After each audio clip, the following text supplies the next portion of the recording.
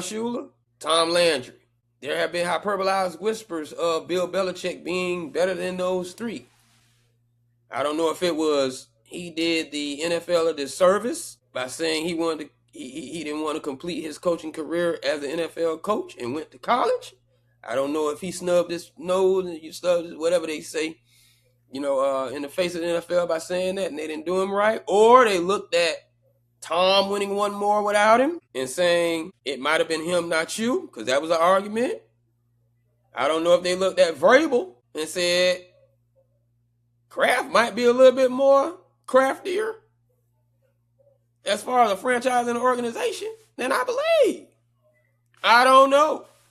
But why do you think Bill Belichick did not receive all of the votes it took for him to be a first ballot Hall of Famer? Tank, please tell me what you think. First of all, to get this out of the way, I believe that he is more than worthy of being the first ballot Hall of Famer as a coach. Why does that matter so much?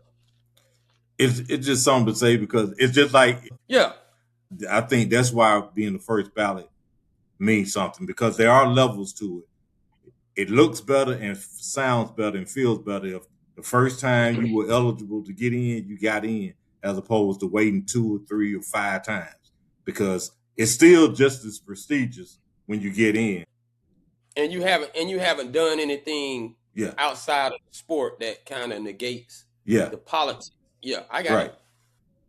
But these are the reasons why I can come up with for why Belichick isn't in. It didn't get in first ballot. One, he wasn't nice to the media. No soundbite, no engagement whatsoever. Basically, he was up there. It was like he was up there and hated doing it, and was like, "Hey," and it was almost like he was Marshawn Lynch. I'm just up here so I don't get fined. When he was in Cleveland, they had one win the season.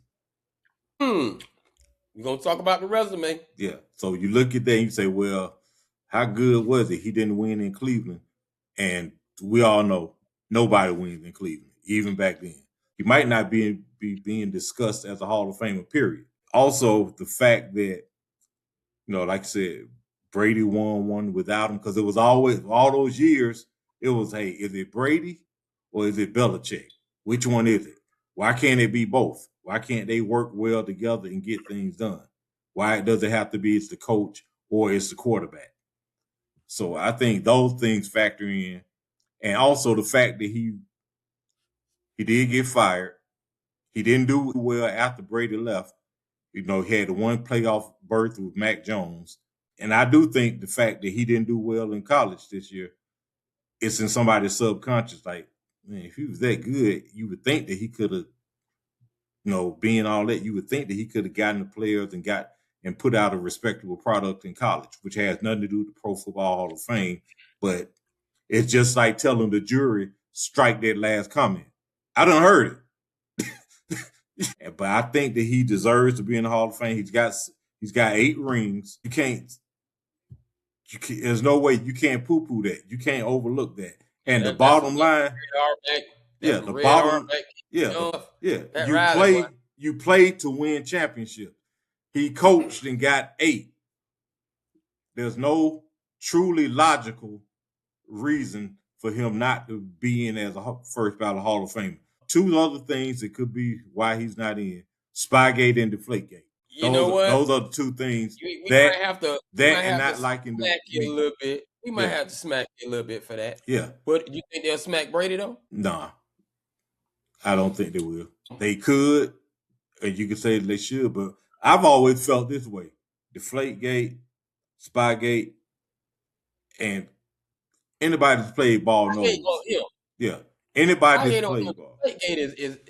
Deflategate is not a coach saying I need the ball to be, but At least we haven't heard about a coach saying take it. We haven't heard, right? Yeah.